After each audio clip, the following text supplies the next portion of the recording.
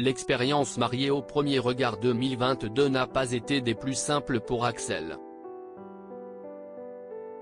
Le maître d'œuvre et pilote de chantier, qui avait 30 ans lors du tournage de l'émission de M6, a épousé Caroline, 29 ans, avec laquelle il était compatible à 80%. Mais la chef d'entreprise en conciergerie a vite été distante avec lui, ne le jugeant pas à son goût physiquement et constatant que leur mode de vie ne pourrait pas coller. Leur mariage s'est donc soldé par un divorce. Et l'après a été très difficile à vivre pour le candidat. Ce lundi 27 juin, Axel s'est livré à cœur ouvert sur son retour compliqué chez lui, une fois son aventure terminée.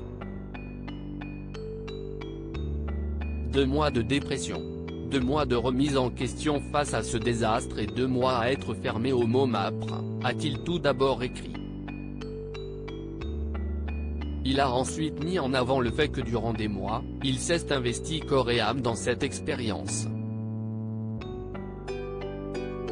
Des mois d'attente, de mise au point, de sacrifice. Des mois à ne pas chercher de relation, puisque du moment où Sam a été annoncé, il était en couple avec MAPRE. Il a alors repris les randonnées pour se concentrer sur lui et s'est posé de nombreuses questions.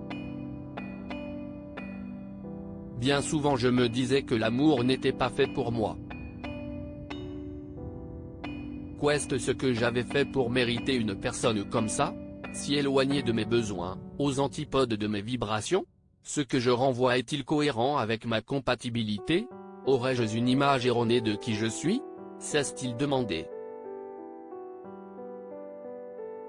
Puis il a compris que c'était une épreuve que la vie lui mettait sur son chemin afin de tester sa patience mais aussi son ouverture et sa capacité à pouvoir choisir.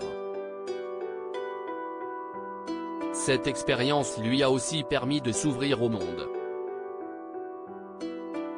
Les attaques par des personnalités ne me connaissant pas m'ont laissé sans voix puis est venu le moment de la diffusion qui n'a pas été simple à gérer, notamment car il a découvert qu'il manquait une partie de son humanité.